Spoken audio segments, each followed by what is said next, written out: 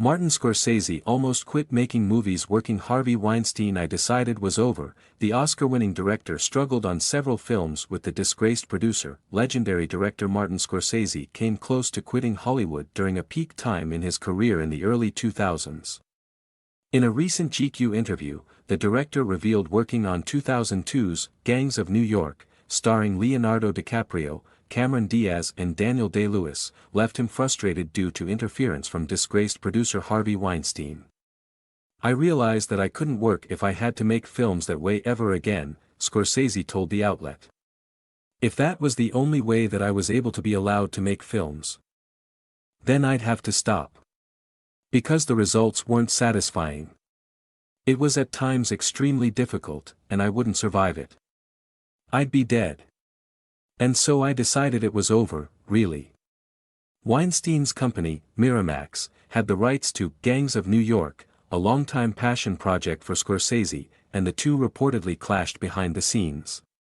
There were reports of numerous points of friction, such as Weinstein turning up on set and harrying Scorsese to work faster, or that Weinstein was unhappy with Day-Lewis's less than attractive get-up in the film, which he claimed just wouldn't look good on a poster. According to a report in The Independent last year. It reportedly got so heated Scorsese flipped over a desk during a meeting about the name of the gang in the movie, The Dead Rabbits, which Weinstein didn't like. According to The Independent, the film's executive producer, Michael Haussman, warned Weinstein's team not to bring up the name, but during a meeting with Weinstein's assistant, the topic came up. When the meeting started, the first thing out of his mouth was that Harvey doesn't like the name, Dead Rabbits, Haussman said. Marty went over and threw a desk upside down, with a PA's computer on, and ran out of the room. We didn't see him for the rest of the day. Despite the frustrations, he made his next film, The Aviator, starring DiCaprio as Howard Hughes, but he was stuck working with Weinstein and Miramax again because they co-distributed the film alongside Warner Brothers. And I was against that. There was a meeting, and I was forced into that position, Scorsese said. I'd already been, made pregnant, as they said. And there's no way you're getting out of it. But the shoot went well, the editing went well until the last couple of weeks of editing.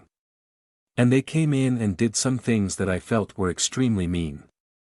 According to the Taxi Driver director, Warner Brothers and Miramax cut off funding for the film, and he completed it with $500,000 of his own money. The experience left him considering quitting. "I just said, I'm no longer making films," he recalled in the interview. However, he went on to make 2006's The Departed, starring DiCaprio, Matt Damon, Mark Wahlberg and Jack Nicholson.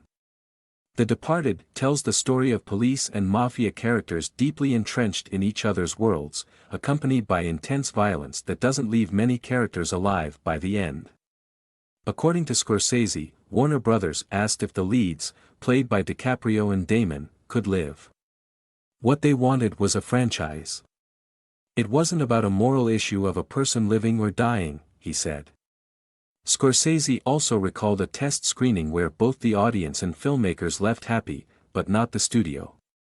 And then the studio guys walked out, and they were very sad because they just didn't want that movie. They wanted the franchise. Which means, I can't work here anymore. The Departed earned 5 Oscar nominations and won Scorsese Best Director and Best Picture.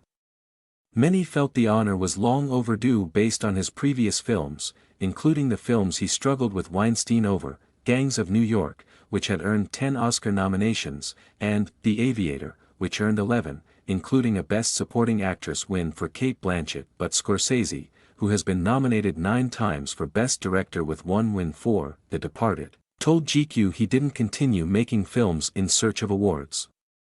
After he didn't earn an Oscar for Raging Bull, Scorsese said he understood that that wasn't my lot in life. But I always said this, just be quiet and make the movies. You can't make a movie for an award. Sure, I would have liked it, but so what? I mean, I had to go on and make pictures. I don't live, you have to live in a community that is really an industry.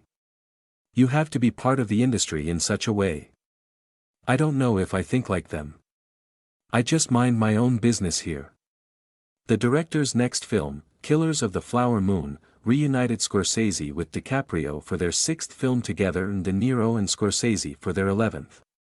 Based on David Grann's non-fiction bestseller of the same name, it tells the true story of the murders of members of the Osage Nation in Oklahoma by white settlers in the 1920s after recently discovered oil makes the Osage people some of the richest in the country.